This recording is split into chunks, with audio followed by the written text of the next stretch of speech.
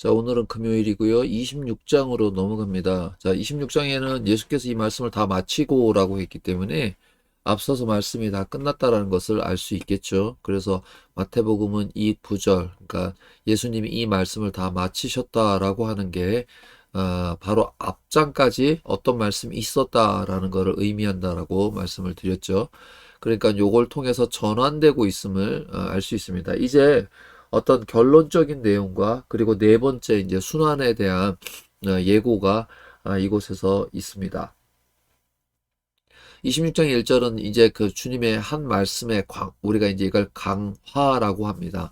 그 강화가 끝나고 나서 이제 모든 가르침들을 일종의 제시로 하고 있다는 것, 결론적으로 결론을 내리고 있다라고 생각을 하시면 될 수 있겠습니다. 이제 이 결론은 28장에 나오고 있죠. 그러나 이 말씀은 뭐 신명기라든지 또 다른 구절들에서 이와 비슷한 어떤 그런 구조를 찾을 수가 있습니다.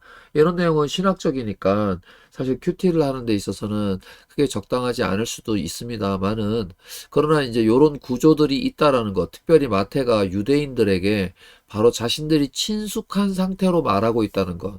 여러분들이 이런 큐티들은 제가 말씀드린 큐티들을 잘 경험하지 못할 것입니다. 그래서 오히려 큐티가 오늘 말씀에, 오늘 내가 살아갈 일용할 말씀으로서만 어떤 이렇게 그걸 좀 찾아내주면 좋겠다. 그러다 보면 말씀이 좀 약간 알레고릭하게 됩니다. 왜냐하면 이 본문의 맥락과는 상관없이 나의 생활 속에 맞게 되는 말씀의 구절을 찾거나 또는 그 의도로 해석을 한다는 거죠. 특별히 어떤 비유가 나오면 그럴 수 있습니다. 여기에는 어떤 게 있냐면 여인의 헌신이 나옵니다. 예수께서 베다니 나병 환자 시몬의 집에 계실 때라고 되어 있잖아요.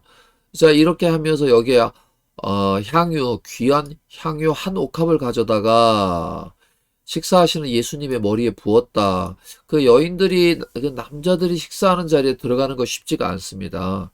그런데도 들어가서 그렇게 부었다. 그러다 보니 우리가 이 여인의 어떤 이러한 것들을 기억하는데요. 이것이 전파되는 어디서나 꼭 기억해야 한다 해서 이게 사복음서에 모두 다 등장을 합니다. 약간씩 다른 형태로. 그런데 이걸 우리가 그래서 어떻게 해석을 하죠? 우리는 귀한 것을 드리는 사람이라고 하는 의미만을 생각하지만, 귀한 것을 드리지만 예수께서는 이 여자가 내 몸에 이 향유 부은 것은 내 장례를 위함이다 라고 말씀했습니다. 그러면 예수님의 장례가 중요하다는 거죠. 예수님의 장례는 우리 구원을 위한 십자가의 죽으심이라는 것, 그리고 그 장례를 통해서 다시 부활하시는 예수님을 그리기 때문에 이것이 가장 중요한 사건인데, 그 사건의 맥락은 어떻게 해요? 잊어버리고 우리가 여인이 드린 어떤 헌신에만 집중을 하면 오늘 저와 여러분도 이 여인처럼 자신이 가진 귀한 것을 주님께 바칠 수 있어야 합니다 라는 식으로 큐티를 해버리면 이 본문의 맥락과는 사뭇 거리가 있게 되는 거죠. 그래서 이런 말씀을 자기에게 필요한 주관적인 말씀으로 보는 것이 아니라 본문의 맥락을 따라서 이렇게 살펴보는 것이 대단히 중요하다, 이렇게 말씀을 드려볼 수 있겠습니다. 자, 다시 한번 말씀을 드리면 지금 이 장면은 예수님께서 이제 자신의 그 어떤 담화에 대한 결론적인, 그러면서 네 번째 순환을 예고하는 장면이기 때문에 먼저 이 본문을 살피고 그리고 난 다음에 우리의 삶에 적용하는 순서로 넘어가는 것이 더 좋겠다. 어쨌든 이 사건을 통해서 그때 12 중에 하나인 가룟 유다라는 자가 대제사장에게 가서 말하되 이렇게 됩니다. 내가 예수를 너희에게 넘겨주겠다. 얼마를 주겠느냐라고 해서 은30을 주는 것이죠. 이 본문을 다시 또 다른 복음서하고 비교하면 차이가 있는데요. 그런 차이들을 발견하면서 우리가 신앙으로서 성장을 합니다. 왜 그러냐면 예수님을 더 아는 게 중요한 것이잖아요. 본질은 예수님께서 하신 말씀을 통해서 예수께서 무엇을 말씀하셨는가, 무엇을 행하셨는가, 무엇을 우리에게 가르쳐 주셨는가라는 것을 우리가 따라가면서 우리의 신앙이 느는 것입니다. 그렇죠? 그런데 이런 것이 없이 그냥 이거를 우리가 우리의 삶에 적용을 한다. 물론 좋은 말씀으로서 교훈적인 말씀으로 우리의 삶이 변할 수는 있지만, 그러나 그건 자기 몸에 맞는 어떤 맞춤형? 그걸 우리가 더 좋게 볼 수도 있지만 우리가 일반적으로 먹는 비타민의 의미가 아니지 않습니까? 우리가 주님 말씀 앞에서 주님의 제자다운 삶을 살아 산다면 우리 삶과의 세상 속에서 부딪히는 일들, 그 가운데 위로를 받고 이겨내고 다음을 또 승리하려고 하면 주님께서 주시는 힘을 공급받아야 하는 것입니다. 그러니 그저 비타민 정도가 아니라 약과 함께 우리의 몸에 잘못된 것, 그 잘못은 우리 마음속에 있는 것이죠. 왜냐하면 우리의 마음은 항상 악한 것을 드러내는 거죠. 우리가 예수 믿겠다라고 하면서도 마치 이 앞서 우리가 배웠던 것처럼 바리새인들, 유대 지도자들처럼 딱딱하게 굳어 있거나 위선적인 그리스도인이 될 수 있기 때문입니다. 그렇다면 그걸 부드럽게 하는 것은 주님의 말씀밖에 없다는 것을 우리가 명심해야 할 필요가 있다는 것이죠. 어쨌든 이 본문을 통해서 이제 앞서서 살폈던 모든 말씀들의 결론적인 부분으로 그리고 그 결론의 마지막은 성령을 통하여 사명을 위임받는 장면까지 나아가게 되는 것입니다. 그러니 마지막 이 장대한 부분이 26장부터 시작해서 28장까지 이어진다는 것을 우리가 알 수 있다는 것이죠. 어쨌든 이렇게 십자가에 못 박혀 팔린다라고 하는 것, 그러나 그때의 대제사장과 백성들의 장로들 그리고 가야바라는 대제사장이 관정에 모여서 예수를 흉계로 잡으려고 했다는 것. 그러니까 예수를 흉계로 잡는 것이 무엇이냐? 이들이 고발하는 건 정치적으로 고발을 하죠. 왜냐하면 그들이 신성모독을 한 예수를 죽이려고 하면 돌을 던져서 죽여야 하는데 그 사형권이 누구에게 있냐면 로마 총독에게 있습니다. 그러니까 로마 총독에게 정치적인 명분으로 넘겨서 빌라도를 한편으로 옥죄는 방면에, 그래서 요한복음에는 야 너희의 왕 아니냐, 내가 해보니까 아니다라고 했지만 예수님을 빌라도가 직접 신문하고도 예수가 네가 왕이네라고 말까지 했지만도 불구하고 풀어주려고 했던 것이죠. 그랬을 때 유대 지도자들은 우리에게는 왕이 가이사밖에 없다라고 했던 앞절의 말씀과 당신이 그렇게 놓아주면 이거는 당신이 지금 쉽게 말하면 뭐가 되는 거죠. 로마에 대해서 네가 그렇게 하는 거다. 그렇다면 이 변방에 떨어져 있는 빌라도의 입장에서는 백성들이 원하는 대로 예수를 죽일 수밖에 없는 것이죠. 이것이 바로 이들이 놓았던 흉계 아니겠습니까? 그러나 말하기를 밀란이 날까 하노니 명절에는 하지 말자라고 합니다. 그러니까 명절을 앞두고 그래서 급하게 새벽부터 시작하여서 예수를 결국은 처형에 이르기까지 하는 것이 이제 시작되고 있다라고 하는 것이니까 굉장히 중요하죠. 마침 이제 우리가 4월에 이제 고난주간을 맞이하면서 이제 종료주일 그리고 나서 부활절까지 이어지는 이참에 여러분들이 이 말씀에서 우리는 그러한 예수님의 모습을, 그렇다면 그것이 오히려 우리는 그러면 이런 일들을 어떻게 해야 하는가? 오늘 우리가 예수를 따르면서 때로는 예수를 부인하고 싶을 때가 많습니다. 가룟 유다처럼 예수님을 판단하는 정도까지는 아니지만 우리 삶에서 그런 일들이 자주자주 있지 않습니까? 오늘 하루 길에서 또는 삶터에서 잠깐만 눈 감으면 넘어갈 수 있는 일들이 우리에게는 흔하게 벌어집니다. 그렇게 우리가 눈 감으면 흔하게 벌어지고 지나가는 일들을 우리가 조금 더 민감하다면 놓치지 않겠죠.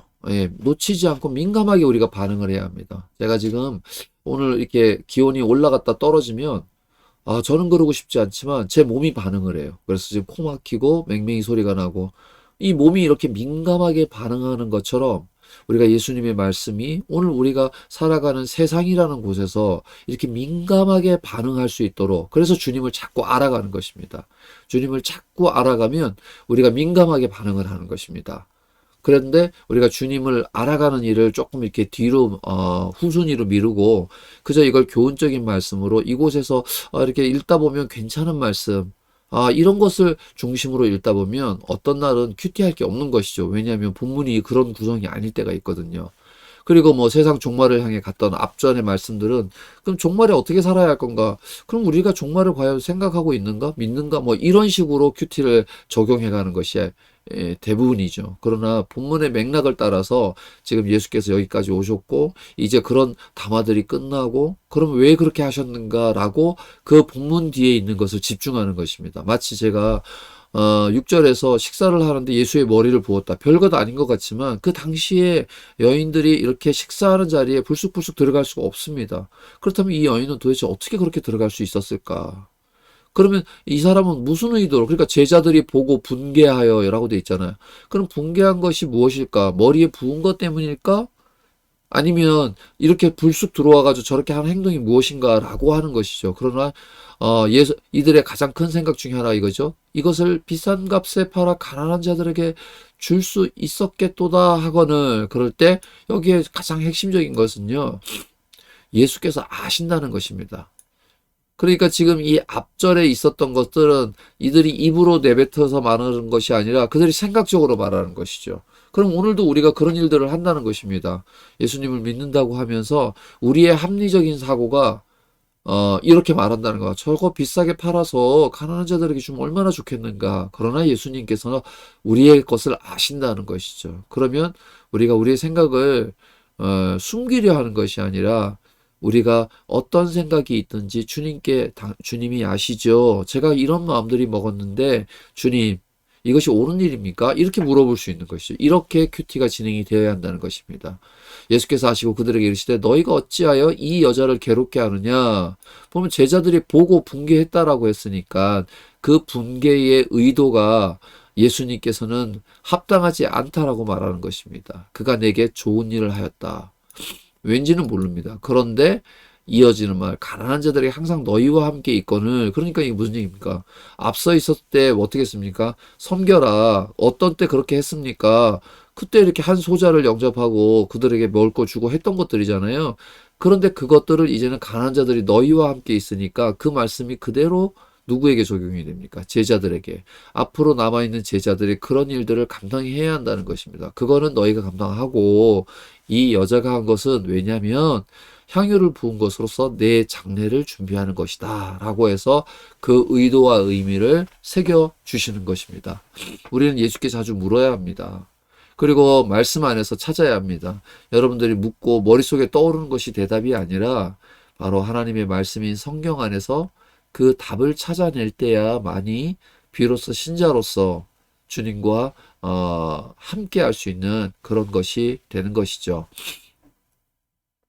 자, 이 책을 쓴 저자는 이렇게 됩니다. 예수님의 죽음에 연관된 사람들이라고 말하면서, 어, 이런 새로운 유월절, 이거 새로운 유월절을 앞두고 있는 것이죠. 새로운 유월절이 되면 십자가에 달려. 그럼 유월절은 무엇과 연결이 됩니까? 이스라엘 출애굽과 연결이 되어 있고 그것은 구원과 연결이 되어 있습니다. 그래서 예수님의 십자가의 죽으심 유월절은 바로 우리에게 새 창조가 된다는 의미가 이렇게 구약과 연결이 되어 있는 것이죠. 그러면 이제 우리의 삶은 마치 광야의 삶처럼 주님만을 바라보고 따라가는 삶이 되어야 하는 것이지만 이스라엘 백성은 실패했죠. 그러나 주님을 따르는 백성은 어떻게 될까요?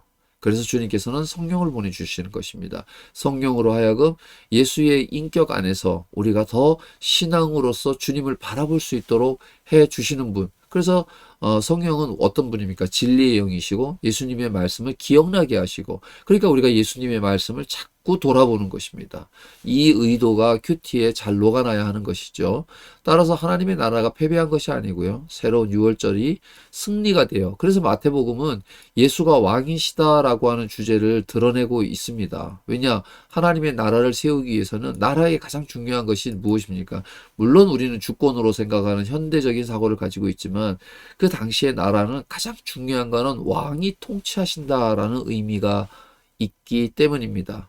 어쨌든 예수님의 가르침은 하나님의 마음을 놓친 기존 종교의 개혁을 그리고 억압과 차별을 낳는 기존 정치의 변호를 촉구하고 있습니다. 약간 요거는 현대판입니다. 네, 현대 버전으로 이해를 하는 것이죠. 그 당시로 본다면 뭐가 될까요? 예, 내가 지금 예수님이 지금 하나님께서 아들이신 독생자 성자가 지금 오셨잖아요. 근데 모르잖아요. 그러니까 예수님을 따르는 삶에 실패를 했던 거잖아요. 그것은 예수께서 말씀하시는 것입니다. 그렇게 쌓아놓은 것은 결국 다 무너지게 될 것이다 라고 말하고 그것이 심판과 종말론적인 신앙과도 연결된다는 걸 말씀드릴 수가 있겠죠. 여인은 십자가를 향해 걸어가시는 예수님의 노동자의 연봉 정도의 가치가 있는 향유를 조금 요즘 말로 풀었네요. 그러나 크게 틀린 말은 아닙니다. 어쨌든 그렇게 주님을 바라보고 그 여인에게 자신의 모든 것을 쏟았습니다. 그 주님이 가시는 길을 영광스럽게 만드는 것이죠. 그래서 그 죽음이 의미가 있다는 것을 알고 있는 것이죠. 그렇다면 앞서서 예수님이 말씀하셨던 세 번의 십자가의 죽음에 대한 사실을 이 여인은 제자들을 통해서나 또는 어떤 방법으로든지 예수님의 이야기를 들었을 것이고 그 이야기에 합당하게 이 여자는 신앙으로 받아들였다 이렇게 볼 수가 있는 것이죠. 그러니까 갑자기 불쑥 튀어나서 드렸다 이것이 아니라는 것을 우리는 이 본문의 메시지를 통해서 알 수가 있습니다. 예수님을 따르는 사람들은 예수님의 십자가의 의미를 그리고 그 주님이 가시는 길을 우리가 자꾸 바라보려고 노력해야 합니다. 그곳에서 우리에게 어떤 것이 나오는 것입니다. 그런데 우리가 예수님의 가신 길을 잘 안 바라보죠. 우리가 성경이 그러함에도 불구하고 목회자들이 그런 부분들을 가르치는데 또 성경에 있는 말씀대로 이렇게 강설을 하고 강해를 하는데 집중하지 않는 경우들이 좀 많기 때문이다. 저는 이렇게 생각을 합니다. 가룟 유다는 예수님을 로마 세력에 몰아내고 유대의 독립을 가져오는 메시아로 기대했다. 이렇게 하고 이제 19장에서 있었던 얘기들을 다시 한번 돌아보시면 되고요. 그런데 예수님이 권력자들의 손에 죽는다고 예고하시니 실망스러웠고 죽는 메시아는 무가치하다고 여겼을 것입니다. 맞죠? 예, 맞습니다. 그렇게 했을 때 예수님이 이제는 다른 길로 아예 가셨구나라고 생각했고 가룟 유다는 자기가 생각했던 길과 달랐기 때문에 결국 예수를 팔게 됩니다. 예수를 파는 것, 여러분 오늘 우리나라 보십시오. 나라를 파는 것 여러분 그때만 있는 일이 아닙니다. 오늘날 우리가 나라를 팔고 있는 사람들을 우리 곁에서 보고 있지 않습니까? 우리가 굳이 일제강점기 시대로 그들이 팔았던 것을 보며 그들은 매국노라고 말하면서 오늘 우리가 사는 사람들은 그럴 수 있어라고 말하면 안 됩니다. 이것이 바로 우리가 가지고 있는 진정한 역사관이죠. 오늘 나라를 파는 사람들. 그들도 다 자기 나름대로 철학이 있고 자기 나름대로 이해관계가 있는 것이죠. 그러나 그들이 실망하고 그들이 해서는 안 될 일을 하면서 자신들이 어떤 것을 하고 있는지를 모르는 사람들처럼 바로 가룟 유다는 주님으로부터 기대했던 하나님의 나라가 정치적인 왕이요 자신들의 백성들을 해방시켜 주시고 또 뿐만 아니라 어떤 그런 의미에서의 메시아로 받고 있다가 예수님이 십자가의 죽으심을 향하여 걸어가는 길을 볼 때에 그러니 어떤 면에서는 가룟 유다도 예수님의 죽으심의 십자가를 보게 된 것이고 이제는 끝이구나. 그렇다면 내가 팔아야지. 가차없이 팔아버리게 되는 가룟 유다를 오늘 우리의 마음속에는 없는가라고 돌아보는 것입니다. 우리의 가치는 십자가의 가치가 우리가 그렇게 폄하되고 그것이 우리 구원의 가치에서 다른 가치로 변할 때 변질될 때 우리는 예수님의 사랑에서 벗어나는 자가 됩니다. 이 부분의 말씀을 여러분 한번 기억하시면서 오늘 하루도 주님 안에서 승리하시기를 소망합니다.